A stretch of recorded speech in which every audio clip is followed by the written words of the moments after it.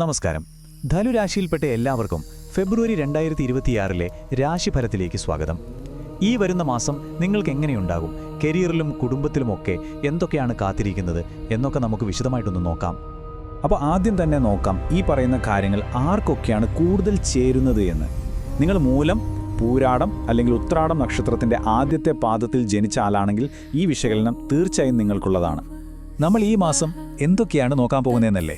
ആദ്യം പൊതുവായിട്ട് ഈ മാസം എങ്ങനെയുണ്ടാവുമെന്ന് നോക്കും. പിന്നെ ജോലി, ബിസിനസ്, പണം, കുടുംബ ബന്ധങ്ങൾ, ആരോഗ്യം, അങ്ങനെ ഓരോന്നായിട്ട് നമുക്ക് വിശദമായിട്ട് സംസാരിക്കാം. അവസാനം ചില പരിഹാരങ്ങളുമുണ്ട്. ശരി, അപ്പോൾ നമുക്ക് തുടങ്ങിയാലേ. ധനുരാശിക്കാരെ സംബന്ധിച്ച് ഈ ഫെബ്രുവരി മാസത്തെ ഒറ്റവാക്കിൽ പറഞ്ഞാൽ ക്ഷമയും വിവേകവും വളരെ പ്രധാനപ്പെട്ട ഒരു മാസമാണ്. നിങ്ങൾ വിചാരിക്കുന്ന ചില കാര്യങ്ങളൊക്കെ നടക്കാൻ കുറച്ചൊന്ന് വൈകിയേക്കാം. പക്ഷേ അതോർത്ത് ടെൻഷൻ അടിക്കണ്ട. കാരണം അവസാനം നോക്കുമ്പോൾ ആ താമസം വന്നത് എന്തുകൊണ്ടും നിങ്ങളുടെ നല്ലതിനു വേണ്ടിയായിരിക്കും. അതുകൊണ്ട് തന്നെ ഈ മാസം നിങ്ങൾ ഓർത്തു വെക്കേണ്ട ഏറ്റവും വലിയ കാര്യം ഇതാണ്: ആവേശത്തിന് പുറത്ത് ഒരു തീരുമാനവും എടുക്കരുത്. ഒന്ന് നിന്ന് ആലോചിച്ച് ചെയ്താൽ മതി. അത് നിങ്ങളെ ഒരുപാട് പ്രശ്നങ്ങളിൽ നിന്ന് രക്ഷിക്കും, ഉറപ്പാണ്. ഓക്കെ, ഇനി നമുക്ക് നിങ്ങളുടെ ജോലി, ബിസിനസ് പോലുള്ള കാര്യങ്ങളിലേക്ക് വരാം. ഇവിടെ എങ്ങനെയുണ്ടെന്ന് നോക്കിയാൽ പുതിയ അവസരങ്ങളൊക്കെ വരുന്നുണ്ട്. പക്ഷെ അതോടൊപ്പം തന്നെ നമ്മൾ കുറച്ചധികം ശ്രദ്ധിക്കാനുമുണ്ട്. നിങ്ങൾ ഒരു സ്ഥാപനത്തിൽ ജോലി ചെയ്യുന്ന ആളാണെങ്കിൽ ഇതൊരു നിർണായക മാസമാണ്. നിങ്ങൾക്ക് പുതിയ ഉത്തരവാദിത്തങ്ങളൊക്കെ കിട്ടാൻ സാധ്യതയുണ്ട്. ഇത് നിങ്ങളുടെ മേലുദ്യോഗസ്ഥരുടെ ശ്രദ്ധയിൽപ്പെടാൻ സഹായിക്കും. ചിലപ്പോൾ ഒരു പ്രൊമോഷൻ വരെ കിട്ടിയേക്കാം. പക്ഷെ ഒരു കാര്യം, ഇതിൻ്റെ കൂടെ ജോലിഭാരവും നന്നായിട്ട് കൂടും. അപ്പോൾ അതിനും കൂടി ഒന്ന് തയ്യാറായിരിക്കുന്നത് നല്ലതാണ്. ഇനി ബിസിനസ് ചെയ്യുന്നവരുടെ കാര്യം നോക്കാം. നിങ്ങൾ മുൻപ് എവിടെയെങ്കിലും പണം നിക്ഷേപിച്ചിട്ടുണ്ടെങ്കിൽ അതിൽ നിന്നൊക്കെ നല്ല ലാഭം കിട്ടാൻ സാധ്യതയുണ്ട്. പക്ഷേ ശ്രദ്ധിക്കുക, പുതിയ പാർട്ട്ണർഷിപ്പുകളിലേക്ക് പോകുമ്പോൾ വളരെ സൂക്ഷിക്കണം. എന്ത് പേപ്പറിൽ ഒപ്പിടുന്നതിന് മുൻപും അത് പലതവണ വായിച്ച് ഉറപ്പുവരുത്തണം കേട്ടോ.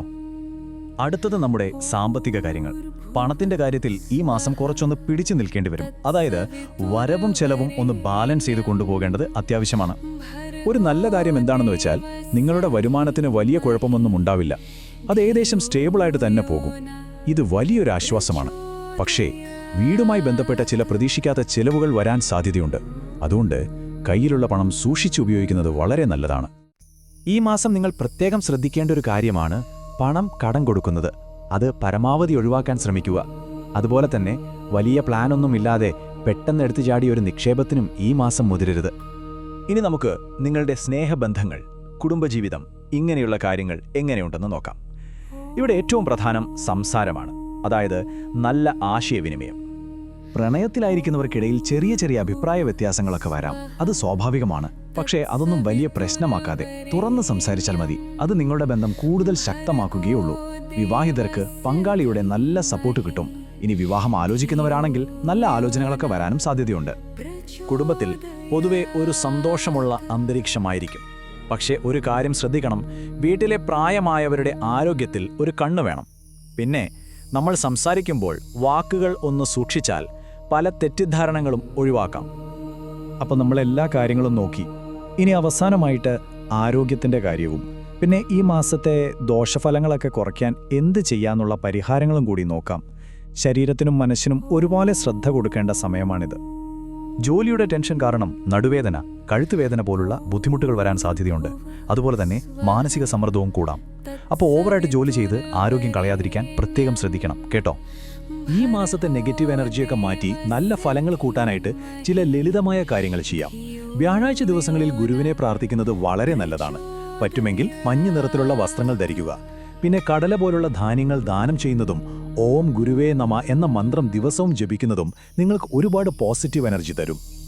അപ്പോൾ ചുരുക്കി പറഞ്ഞാൽ ധനുരാശിക്കാർക്ക് ഈ ഫെബ്രുവരി മാസം മുന്നോട്ടു പോകാനുള്ള 2 പ്രധാന മന്ത്രങ്ങൾ ക്ഷമയും വിവേകവുമാണ്. എടുത്തുചാടിയൊന്നും ചെയ്യരുത്. ഒന്ന് ആലോചിച്ച് സമയമെടുത്ത് കാര്യങ്ങൾ ചെയ്താൽ വിജയം ഉറപ്പാണ്.